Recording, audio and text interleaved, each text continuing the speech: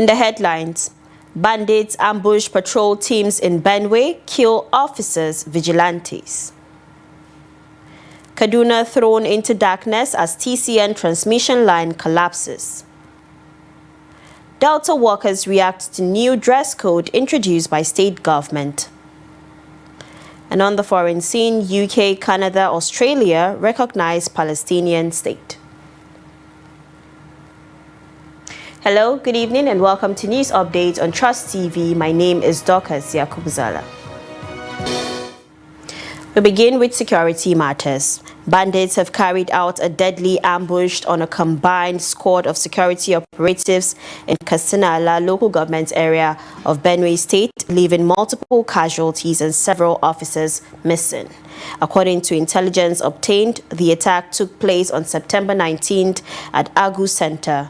Sources said the joint patrol comprising personnel of Operation Anyam Inyo, Operation Zenda, the Special Intervention Squad, and Civil Protection Guards ran into a well-planned ambush.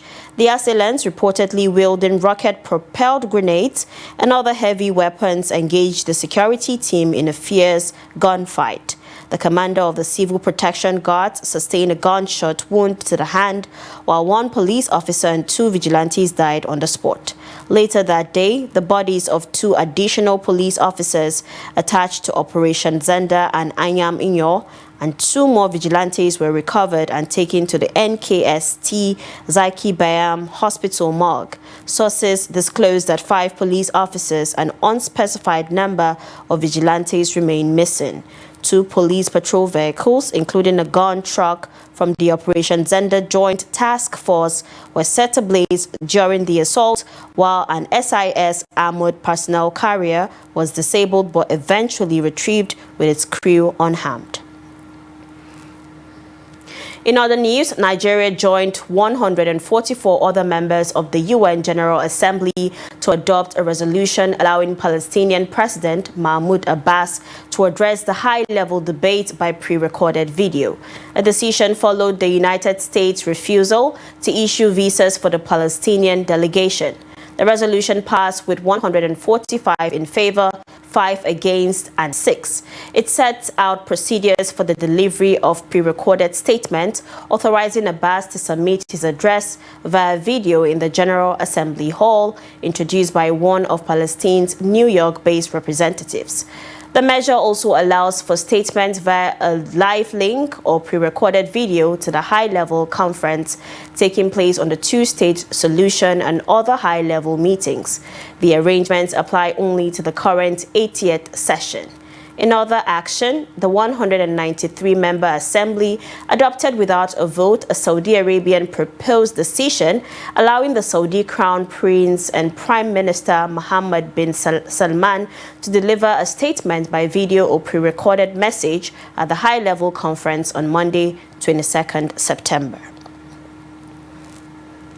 The Vice President of the Federal Republic of Nigeria, Kashim Shettima, has departed Abuja, Nigeria to attend the 80th session of the United Nations General Assembly, which is set to hold in New York, United States of America, from Monday, September 22nd to Sunday, September 28, 2025. Senator Shettima, representing President Bola Ahmed Tinubu at the global event, will deliver Nigeria's national statement and join other dignitaries at the UN high-level general debate, among other side events. This is contained in a statement issued by Stanley Nkwocha, Senior Special Assistant to the President on Media Communications, Office of the Vice President, on Sunday in Abuja. He revealed that the Vice President will announce Nigeria's new nationally determined contributions NDCs under the Paris Agreement at this year's UN Special Event on Climate. Now, 2 Brazil returnees of former Sunday and Ukachukwu Frank Ikechukwu have excreted a total of 116 wraps of heroin and cocaine they ingested after days in observatory custody following the arrest by operatives of the National Drug Law Enforcement Agency, NDLEA, at the Murtala Muhammad International Airport, MMIA Ikeja, Lagos. One of the suspects, 46-year-old Ofoma, was arrested on Tuesday, 16 September 2025 at Terminal 2 of the Lagos Airport upon his arrival from Brazil on an Ethiopian Airlines flight. He was taken for body scan, which confirmed ingestion of illicit drugs. Ofoma had left Nigeria for Brazil on 3rd September to courier the consignment to Lagos for a reward of $2,500 upon successful delivery.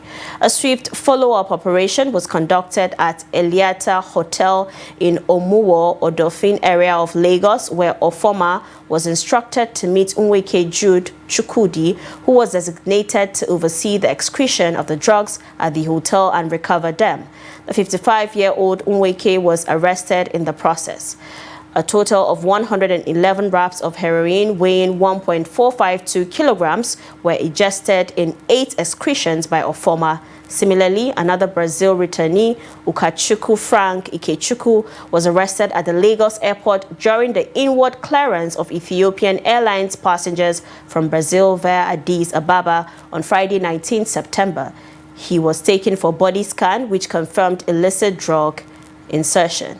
On the excretion observation, Ukachukwu expelled 5 big wraps of cocaine weighing 145 grams. In his statement, he confessed to have bought 9 wraps of the class drug in Brazil and inserted all, a process he claimed took him nearly 2 hours.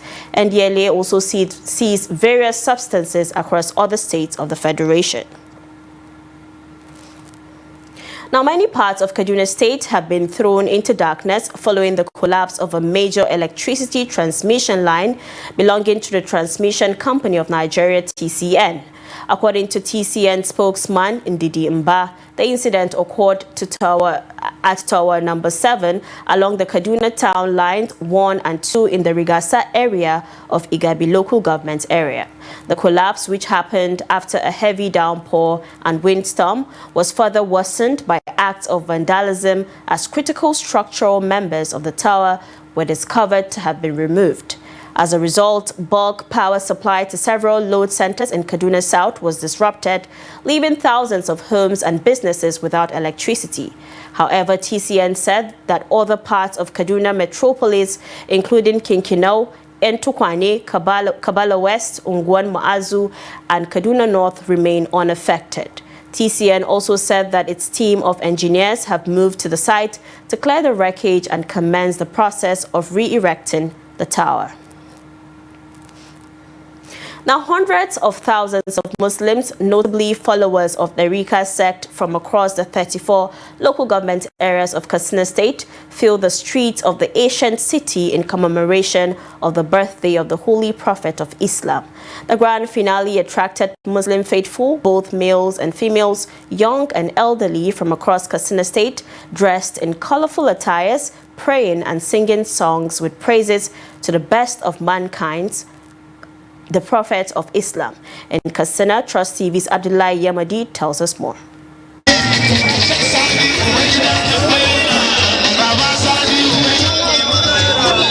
This is one of the largest religious gatherings which holds once a year from various Darika schools and Maulud organizing committees in Katsina State. The influx of people into the Asian city from within and outside Katsina State began from 6:30 a.m. and usually ends around 2 a.m. every year.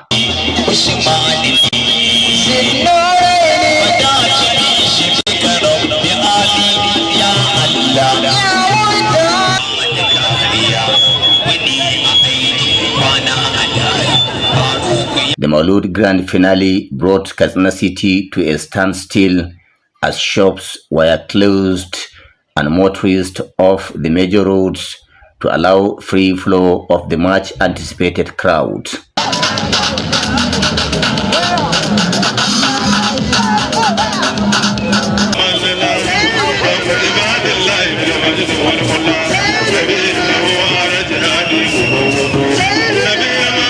The gathering is an opportunity to meet, share ideas, foster unity, and offer prayers for peace to reign as well as economic prosperity of Kaduna State and Nigeria as a whole. It is also a moment of love and sharing tied to the remembrance of Prophet Muhammad, peace and blessings of Allah be unto him and his companions.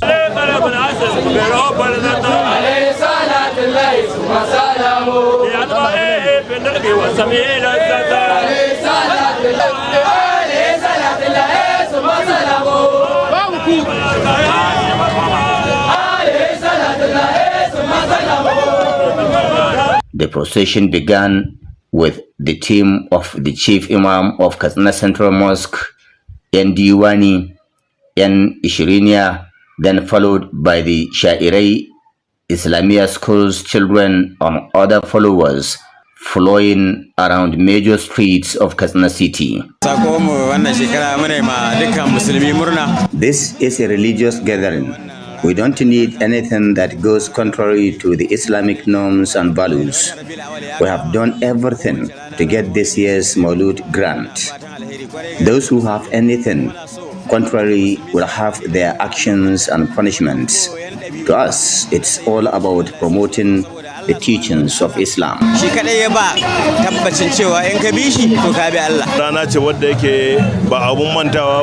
This is one of the best Maulud ever organized by the state government and the Tariqa sects. It's perfect. Our prayer is, let's have the wisdom to do the right thing.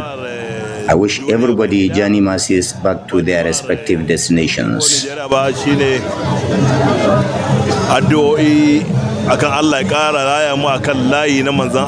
It is a rare opportunity for vendors of drinks, snacks, fruits, foods, and water who are making a brisk business. Security personnel were involved in crowd control to prevent stampede and breach of law and order during the Maulud procession. Abdullahi Izuma Yamadi, Trust Television News, Kaduna.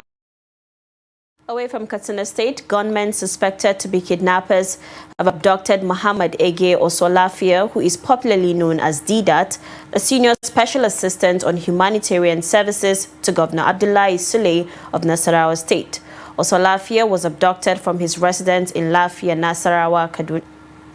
Nasarawa State capital.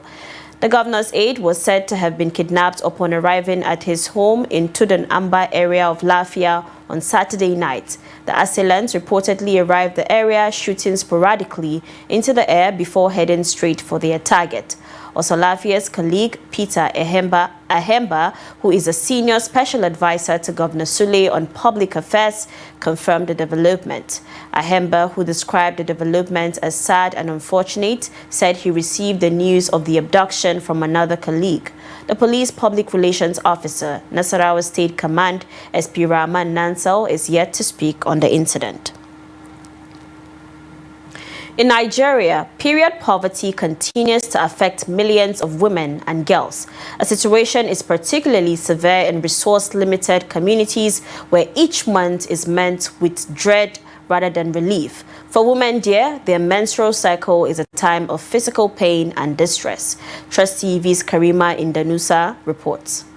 In Nigeria, an estimated 37 million women and girls experience period poverty. They are unable to access or afford menstrual products. Women spend about 3,000 to 4,000 naira monthly on sanitary pads, a cost that many cannot afford. Yet, the problem continues to receive little attention in society. Without access to proper menstrual products, women face impact through increasing dropout rates, disrupted daily life, and discomfort.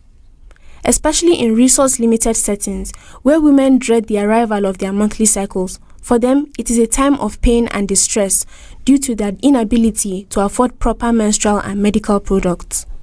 Trust TV spoke to women at the Durumi IDP camp about their experience with managing their monthly cycles. When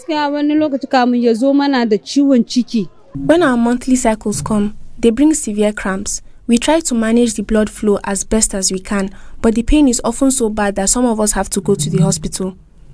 Occasionally, People donate pads to us, and we use them to manage the bleeding until our cycle ends. We cannot afford sanitary pads at all. We have no regular access to them. When we don't have pads, we use rags and old cloths to manage the bleeding. Gaskiya yana zo kamar yana murda min cikin haka. In ya tashi yana zo to zan ji ina ji murda. We try our best to manage. Most of the time, we use pieces of rags or old cloth to absorb the blood. After using them for a while, we wash them and then switch to another piece. Jennifer Abraham, a resident at the camp, emphasized the importance of women empowering themselves by starting businesses with the little they have in order to afford menstrual products without the need for external help. Well, to me, if they have opportunity to, have something doing like a business, they are earning money for one or two they are doing, and they are getting income, they will use their money to go and buy it by themselves and use it. They will not be waiting for somebody to be bringing for them. At least anytime they are in their period, they can rush to the shop close by and buy their pad and use it. But when they don't have anything doing, the people that have something doing, yes, they are trying to buy, but the people that do not have, they use their rag, that is their clothes, to do it. While it has come to a point where getting 3 meals a day is a problem, to these women, disposable sanitary pads is a luxury they cannot afford. In an interview with Trust TV, Kehinde Aberoje, the executive director of Purple Pact Initiative, shared that the effects of period poverty is not only felt physically, but also psychologically, for women whose daily lives are disrupted during their monthly cycle.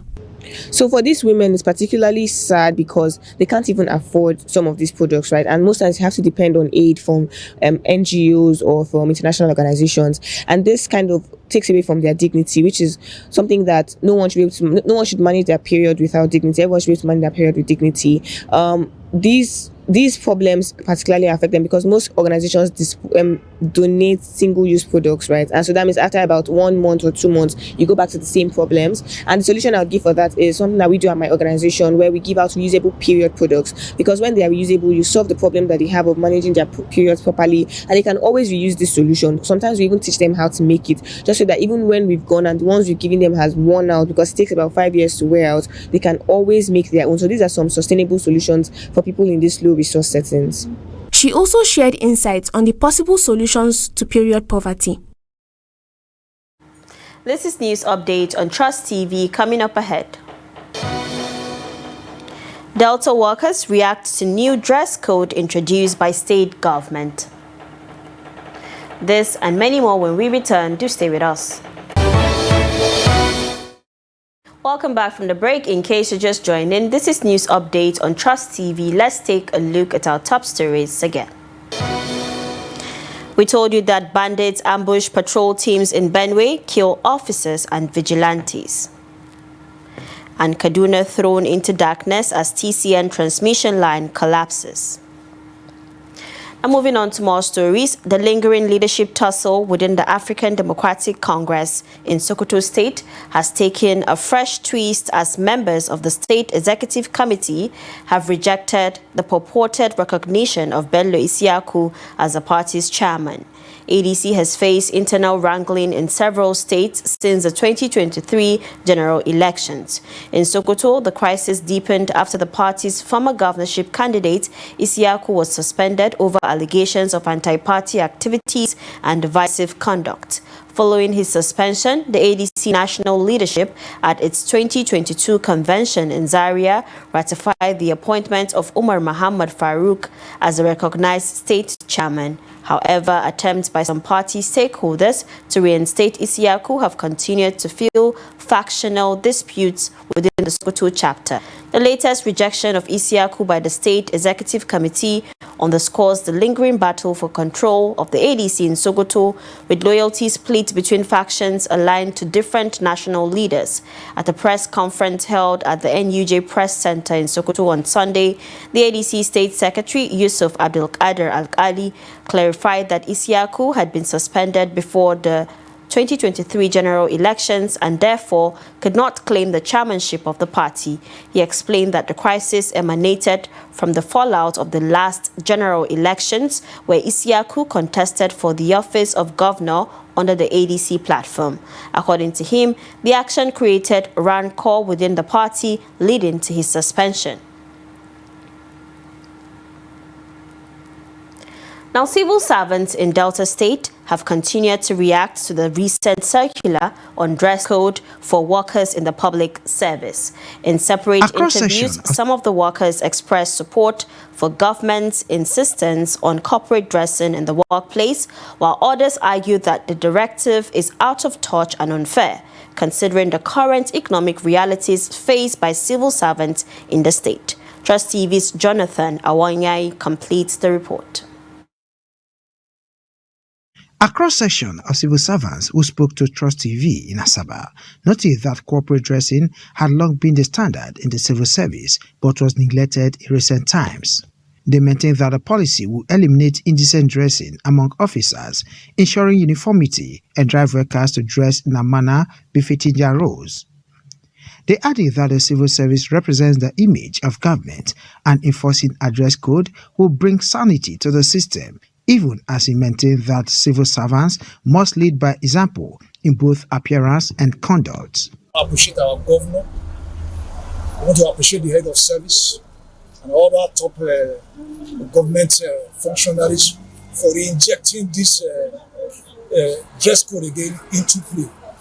And if you can see recently, after they flagged it off, if you go around, you will see that you will notice that people have they've started to imbibe by the dress code. Because our dress anyhow. Some women, they wear tight trousers, and these are most officers, senior officers, they don't wear coat. Normally, we're supposed to wear coat, suit from Monday to Thursday. They wear traditional wear on Friday. Before that, even on Monday, Tuesday, most senior officers, they wear senator, wear traditional dress, which is very, very wrong. Dress the same. It's good. It's quite informed. It's a good thing, I must tell you, that we need to dress properly as civil servants. It's not a bad thing to remind us of how we should dress properly to the office. However, the state chairman of NLC, Goodluck Ofobruku, condemned the policy in strong terms, urging civil servants to ignore the dress code directives. He went further to accuse the state government of making unilateral decisions without consulting labor representatives or considering the welfare of workers. Jonathan Awanyai, Trust TV News, Asaba. And now in business, foreign investors' transactions on the Nigerian stock market have risen to a record high of about 1.3 trillion naira, indicating improved global investors' confidence. The latest report released by the Nigerian Exchange Limited (NGX) on foreign portfolio participation in Nigeria obtained indicated that foreign portfolio investment had more than doubled this year, outpacing the previous year's portfolios by 114.2%. A report for the 7 months ended July 31st, 2025 showed that total foreign portfolios of 1.28 trillion naira was recorded, compared with 598 billion naira recorded in the comparable period of 2024. Within the same period in 2023, foreign portfolios had stood at 185.62 billion naira. The 1.3 trillion naira foreign turnover also significantly surpassed the 301.37 billion naira and 262.85 billion naira recorded within the first 8 months of 2022 and 2021, respectively. Away from Nigeria, the United Kingdom, Canada, and Australia have formally recognized a Palestinian state, a major diplomatic shift that puts them at odds with Israel and its closest ally, the United States. Britain's announcement came on Sunday after it said Israel had failed to meet conditions, including agreeing to a ceasefire in the nearly 2-year Gaza war. The move is significant given Britain's historic role in the creation of Israel after World War II and its long-standing alliance with Tel Aviv. Canada and Australia made similar announcements the same day, while other nations are expected to follow suit during this week's UN General Assembly in New York. Prime Minister Keir Starmer had earlier warned that the UK would recognize Palestine unless Israel took steps to end what he described as the appalling situation in Gaza. The decision now sets London and its allies firmly against Washington's position, which has opened unilateral recognition outside of peace talks. In the face of the growing horror in the Middle East, we are acting to keep alive the possibility of peace and a two-state solution. That means a safe and secure Israel alongside a viable Palestinian state. At the moment, we have neither. Ordinary people, Israeli and Palestinian, deserve to live in peace, to try to rebuild their lives free from violence and suffering. That's what the British people desperately want to see. Yet, almost 2 years after the barbaric attacks of October the 7th, hostages are still held by the terrorists of Hamas. Recent images show the hostages suffering and emaciated. Hamas even refused to release all the bodies of the dead. I have met British families of the hostages. I see the torture that they endure each and every day. Pain that strikes deep in people's hearts across Israel and here in the United Kingdom. And that's a wrap on news updates. Do not forget to follow us across all social media platforms for more programs, news and documentaries. My name is Dorcas Yakubuzala. Bye for now.